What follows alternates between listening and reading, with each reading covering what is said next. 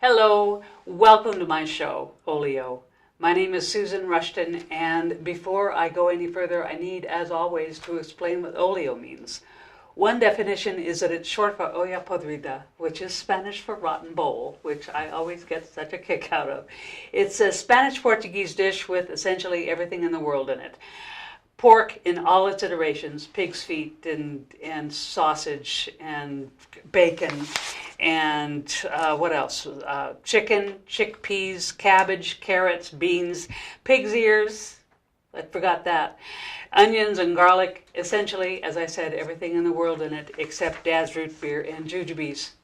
That's one definition. Another definition is that you might have that olio comes in between the acts of a melodrama. So you might have somebody juggling, you might have somebody doing a skit, you might have somebody singing, and none of it has anything to do with anything else, and none of it has anything to do with the melodrama. So, in other words, it's apples, oranges, and a monkey wrench. So, welcome to my monkey wrench. Today, my guest is a guy who is involved and has been involved in Auburn, in the Auburn area, in the Auburn community for years, decades. This is Keith Nesbitt, Executive Director for the Auburn Chamber of Commerce. And if you want to get hold of Keith or the Auburn Chamber of Commerce, go on to auburnchamber.net, 530-885-5616. And I'm assuming, Keith, that since you have your email on the website, that it's a reasonable thing for me to share that information. That is correct. Okay, yes. Keith at auburnchamber.net. Okay, so I was going to put words in your mouth, but what have you been doing community-wise in the years since you've been in Auburn?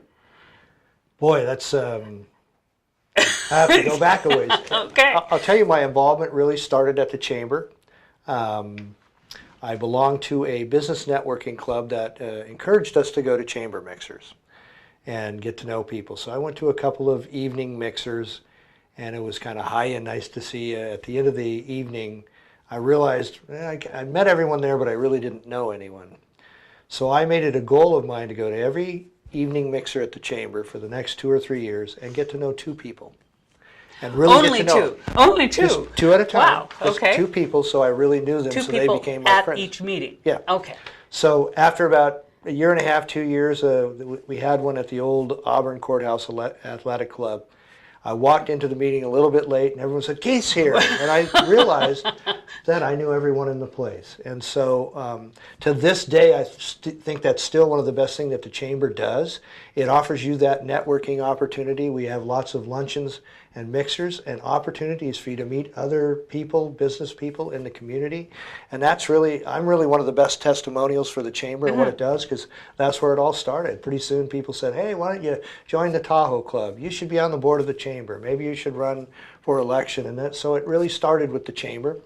I served on the Chamber board for, I think, 6 years. I was part of the accreditation task force. I did the lineup. What does that mean? There's an accreditation process through get national accreditation for the Chamber, and we did that, gosh, I don't know, 20 years ago or whatever. And so I was on the task force. I was really part of the making sure that the facilities met all of the requirements, and I don't even remember all the process, but an accredited chamber is a chamber of commerce that correct. is accredited by the United States Chamber of Commerce, or I'm the trying to Chambers remember of the Commerce's? organization. I guess it's the United Okay. States Chamber. Okay. But I got the plaque hanging But it's in good the front for office. area. It means that this chamber is good for area It businesses. substantiates you. Okay. Yeah. So so I was on that. I did the Festival of Lights parade lineup 2 or 3 years. I learned that you don't put horses behind the band or in front of the band, things like that. So I was involved in the Chamber early on, and then I ran for the city council in 2000, and to steal a line from Dennis Miller, I got stomped like a narc at a biker rally. So I placed dead last, but I started to know the process, and I was subsequently... Wait. Say that again. I got stomped like a narc at a biker rally. Stomped. Yeah. In other words, You've said that before. Yes, I have. I have.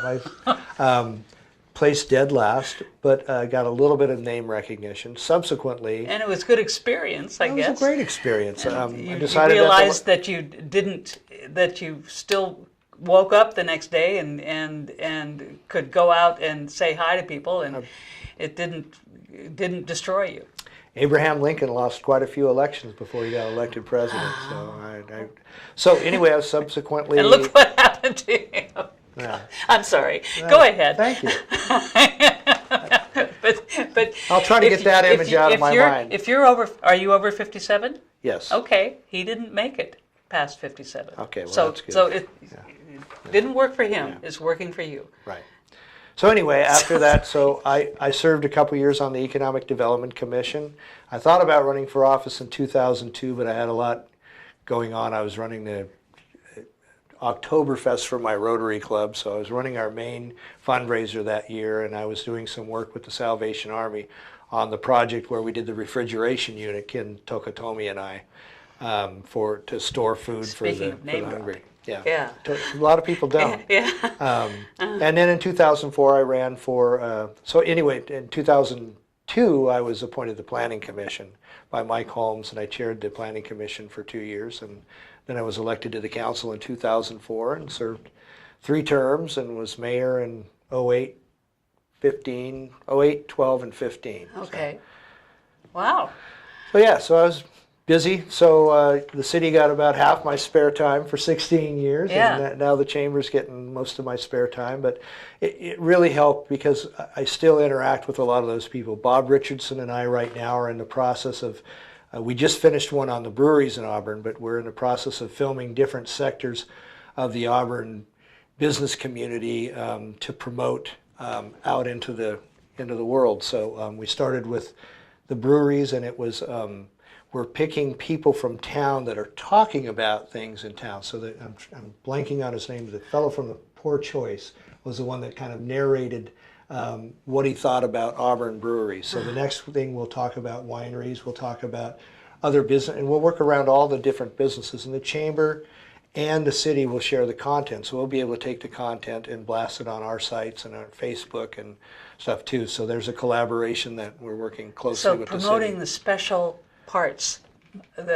So it's going to be kind of a series of promotion that's going to go on the Discover Auburn, not the Discover Auburn, but Maura's new website. I guess it's Discover Auburn, and so they're going to do a series of these where there's an Auburnite of some prominence owns a business or whatever, talking about some of the other businesses in Auburn. So hearing about breweries or local wineries from a local business person's perspective.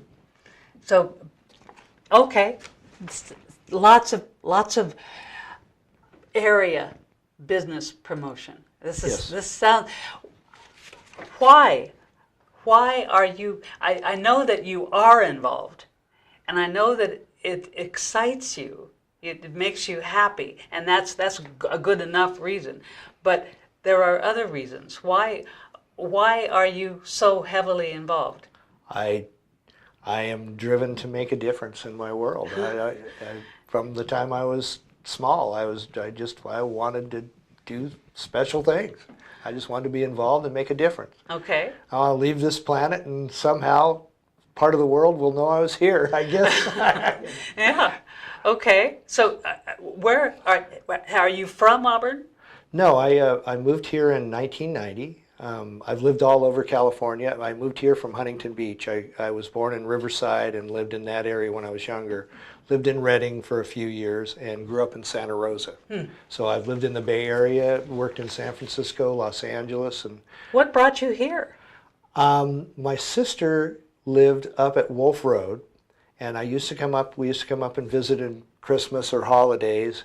And when I got back to Huntington Beach and surrounded by the concrete and helicopters flying over every night and sirens, I went, I think I want to get back to Northern California. Yeah. Okay. I think. And then sharing your life with 14 million other people, all of whom seem to be going the same direction on the 405 at 4:30 on Friday afternoon, that made a difference too. Yeah. Okay. So, is there something unique about Auburn? I think it's a special place. It's not just the charm and the quaint of of kind of the architecture. It's the history. You know, it's funny because we were formed by cantankerous people, miners and people and shenanigans. And I love being around the people that still pull these. We used to film the things for the movies for the Chamber with Bob Richardson, Monty Reynolds, and Harvey Roper, bless his soul. Yes. Yeah, so I love the people. The people of this town are involved. They care about their community. There's very few people in town that don't belong to a service club. It's just a special place. I like it because it's close to population centers, but I can still be in my small town. I raised my son here. I can't think of a better place to raise a family. It's just, I think it's a combination of things. For me, a lot of it's the people. I love the charm of the town. I love living in the small town. I love the fact that it's got that gold rush history, but it's the people. Mm-hmm. You could have all of that. If you don't have the special people, it's not the same place. So. Okay. Now, you are CEO. Nope. No. You Executive Director. Excuse me. I have it right here. Executive Director of the Auburn Chamber of Commerce. What is the Chamber of Commerce for? Well, I can answer that, but it's different things to different people. We're a business organization, and what we do is we advocate for small business with state governments. We take positions on what we call job killer bills or things that cause onerous problems for small business, unfunded mandates in local government. So we're a champion of that. We help promote businesses when business gets started. We have ribbon cuttings. We let people know that they're there. I'm always there at the office if somebody needs some ideas about their business to talk about. We have advertising opportunities on our website, sponsorship opportunities at events, and then we do great events. A lot of people don't understand that the Chamber took over the parade and everything for the 4th of July. We throw the 4th of July. We raise the money and get the sponsorships and organize the parade. The Chamber of Commerce puts on the entire Auburn family fort, mm-hmm. from the parade not the morning's activities in Old Town. I need to clear that up. But the rest of the day, the parade and all the activities at the fairgrounds and the fireworks, and we do that for free. We think it's important to celebrate our nation's history, and we think it's important to have a free family event. We do the Festival of Lights parade. We do the installation dinner, the State of the Community dinner. We do these events that bring people together, and I think that's what we do best. We're a business organization, and we're concerned about business, but a lot of times business isn't just business. It's bringing people together and letting them figure out how to do business together and collaborate. It took me a long time. I'm a former hippie, and a long time to. You're never a former hippie. You're just an older, sophisticated hippie. Okay. I'm an older, sophisticated hippie, sorta. On the other hand, I can find a place for healthy businesses, and find a place for a Chamber of Commerce to promote those and make sure those businesses are healthy. Because I've been to towns where there's nothing there, and I would much rather live in a place where there's something going on downtown than a place where there are jackrabbits running through the middle of the street. And that's not healthy for anybody. And so it took me a long time to approve of the Chamber of Commerce. So as executive director, is this a full-time job for you? This is definitely a full-time job. It's about 10 jobs in one. Yeah. Okay. So you're a marketer, you're a salesperson, you're a manager, you're a political advocate. It's a lot of different. I wear a lot of different hats, but I like that. The day doesn't get boring. So yeah. Okay. Yeah. Did you garner any of this community pushing from when you were young? When I was young, It's interesting. When I was a child, I was a very sickly child. I had a lot of ear infections, and I had ear surgeries, and I lost a kidney when I was 15. I was in the hospital a lot. And the two things that kept me amused when I was getting stitches out or having procedures was I would have a TV on. I'd either be watching comedy or I'd be watching politics. So it just So the and two I'm of telling them went you, together, huh? the two really go together because if you want to be in politics, you sure better have a sense of humor about things. And so from a young age, I really studied that. At 12 years old, when my friends were out playing, I was watching the Democratic convention and wishing that Robert Kennedy was being nominated instead of Hubert Humphrey, of course. But I just took an interest in it at a young age. And it was funny because my mother used to say the way my hair laid, she goes, "You look just like Kennedy. You look just like a Kennedy." So yeah, it was just something that I was always interested in. I thought it was interesting to see the people that had charisma, that really led the nation, that really tried to change things. And so I think that's what, it stirred that in me. And like I said, there's part of me that's just driven to make a difference, whether it's a large one or a small one. If I see something that I can improve, I put myself in there and try to improve it. Yeah. Yeah. Okay. So, you've told lots of people that there are lots of fun things in store for the chamber. Can you give me an example? Well, other fun things that's aside from the 4th of July parade. We have every month we have a power lunch the first Wednesday of the month, and it's an opportunity for people to get together. They introduce themselves. It's not really, you don't get a 2-minute speech, but and then we have a speaker. So this month's speaker is Cynthia Haynes from PG&E, and she's going to talk about 811 dial before you dig, and she's going to bring a slideshow presentation of what might happen if you don't call before you dig. Yes. And so it's going to be it's going to be educational and rather entertaining at the same time. So we try to bring in speakers that talk about what might be happening at the county, what might be happening at the city, or something that might affect business or improve business. And then somewhere along the way, we'll have a nonprofit here now and then. Okay. We had the Forgotten Soldier program. Donna Ars came and spoke to us. We had Hillview Farms come. We're going to try to do that a few times a year, have one of the local farms come in and talk about agriculture, because the slow food movement is really popular in Placer County. We have some great farms. And it's really becoming an integral part of our economy. Yes. So yeah, I need to interrupt you for a moment. Okay. Keith said that Cynthia Haynes is coming this month to talk about 811. That'll be February 7th, 2018. February 7th, 2018. Which would be tomorrow. Tomorrow. So if you're watching later, it was 2 years ago. So it won't be Cynthia Haynes for you watching, but when are these? The power lunches are the first Wednesday of each month. First Wednesday of each month. At the Canyon View Community Center, and you can go online at www.auburnchamber.net and you can register. You can call in, we'll register for you, or you can call in and say we're going to pay at the door. We just started what I named Friday Fusion, which is our networking lunch. Years ago, we had Friday Fusion. Friday Fusion. Yeah. Okay. Say it 10 every times Friday. really fast. Yeah. No, we have that once a month, and that's the second Friday of every month. So every once in a while, the lunches will happen on the same week.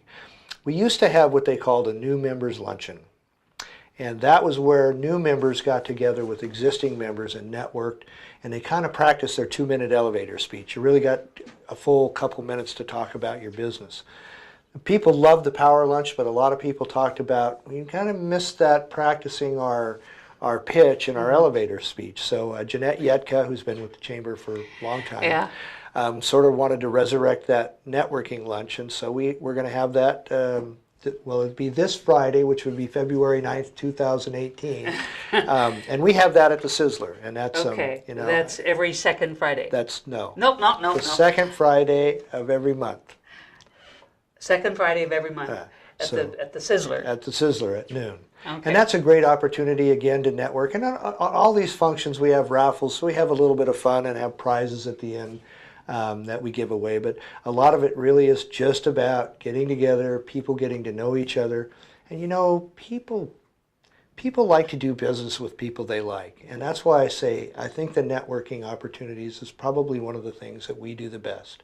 Because you put people together, they get to know each other, they trust each other, and they do business with each other. And that's really one of the best ways to nurture business. Yes, yeah, okay. So now let's talk about Leadership Auburn. How long has that been going? Gosh, I think they started in 2001. Okay. Bob and Stephanie Snyder really kind of were in the embryonic stages of that. In fact, they're going to speak at our June Power Lunch about June leadership. 2018. June 2018. About Leadership Auburn. It's going great. I actually never went through Leadership Auburn, so I'm in this year's class, 2018, best class ever. And we have 23 people, and we've chosen our project for the year. We're going to be doing some improvements out at the stand-up placer. And so we've chosen that as our class project. Great. And we're doing improvements outside and redecorating some of the rooms inside. And so so we're going to be working on that. So, but it's a great way to really kind of wrap your arms around everything that's Auburn in the area. You get history, you get education, you get medical, the medical industry. You get community development. The last session we actually went to where they were proposing a subdivision and saw the vacant land and started to see how the process worked. And then another fellow that's renovating a building in Old Town. So a couple different projects, hands-on. We actually got on a bus and went out and saw the projects.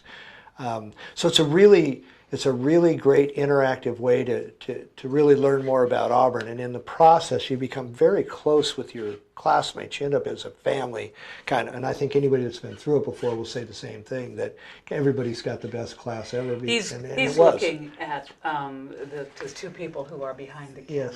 Yes. There are two people. When he's not looking at me or you, well, I was looking at the camera, but I was looking beyond too, because there's a class plate. It's a great opportunity. I would suggest at some point in time, everybody should go through Leadership Auburn for the experience. It's a great experience and another one of those great things that the Chamber provides. And in that process, it's like a farm team. There's always somebody that comes out of the leadership class that wants to get involved and run for city council or be on a board or be on a commission. And that's important that we bring other people into the fold. So that when people decide to take office or get appointed to a commission, they have a really good understanding of the area. So that is one of the great things that we do too. Yeah, I've heard nothing but good things. Have you gone through it? No. Well, you should be understand the that. first. Look in the camera and tell everyone that you're going to be the first student in 2019. I want you to be the first student. I'm going to sign you up. So you heard it here first. So Keith, how often does Leadership Auburn meet in a year? We start with an orientation, usually the third week in September. Then we have a retreat that's actually like a two-day retreat in October, where we actually go and kind of try to come together, collaborate, and set some of the goals for the class for the year. And then we meet monthly. I think it's either the third or fourth Wednesday of each month. And each month is a different, like I said, we go different field trip once a month. Yeah. So, it's once a month, and it's most of the day. We go from about 8 till 3:30, and then from there on, we usually have a meeting of the class to talk about what your project is for the year, how you're going to raise funds to pay for it and such. So. Wow. Okay. So how else can a person get involved with the Chamber? Well, stop by and see Join. Join the Chamber, but stop by and just chat with me, because there's so many opportunities to volunteer. Even at the Chamber office, we need people to help man the phones on Mondays and Fridays. I don't have administrative help, and we have a couple of members that volunteer, and they answer the phone. And if the phone's asking for their type of business, they're right there. We always need people to help with some of our events, and we need a lot of volunteers for 4th of July and Festival of Lights. So there's so many opportunities to get involved, and you have fun with all of them. And that was one of my big goals, was to return that fun perception of the chamber. You know, I want us to be the club that everybody wants to join. Okay. All right. But it sounds like a lot of work working on the 4th of July parade and the Festival of Lights parade. It is. It is. So the more the merrier. The more the merrier. It is a lot of work, but you know, we're dedicated to bringing it to the community, and we'll continue doing so until we run out of help. Okay. And so far, we haven't run out of help. We're very lucky with people stepping up and taking major roles. All right. Wonderful. So you belong to, you're a member of the chamber. You are executive director of the Auburn Chamber of Commerce. You belong to at least one service group. I belong to Auburn Gold Country Rotary Club. Auburn Gold. We meet every Thursday noon at Awful Annie's. Great club. Yes, and you noticed that he was very specific about which Rotary group, and I need to mention that and I didn't wear my pen, so now I'll get fined for that. Yes, okay. What advice do you have for people who are on the fence of getting more involved with the chamber? Jump off. Do it. Jump off and get involved. Okay. That'll be the best decision you ever made. Are there younger people involved? We've got great young people coming up. We have a marketing committee at the chamber. We had a meeting, and there was 7 or 8 of us, and everybody but Dean Wood and I were under 40. So we've got everybody that's plugged into the Instagrams and the social media. We have some great energy, and it's going to be a real exciting time at the chamber. Yeah. There were 8 or 9 of you, and Dean Wood and you were the oldest? The only ones over 40. Oh, wow. Yeah. That's exciting. So we're engaging the young people, and that's important. Yes. Oh. Okay. So if you need to investigate the chamber further, and of course you need to, go on to auburnchamber.net. You can contact Keith at auburnchamber.net, or you can give the whole organization a call, 530-885-5616. Well, Keith, it's been a pleasure talking with you. Or 1103 High Street, just come by and see me personally. Yes, which is right next to that Don't. That fountain. Don't talk about that. I do not like that sculpture very much. I love the sculpture. It's time for a replacement. But it's a nice place to sit. I like that place. Yeah. All right. So thank you. The address again. I interrupted you. 1103 High Street. 1103 High Street, right next to the visitor center. How's Correct. that? Okay. Thank you, Keith, and thank you for watching. Thanks.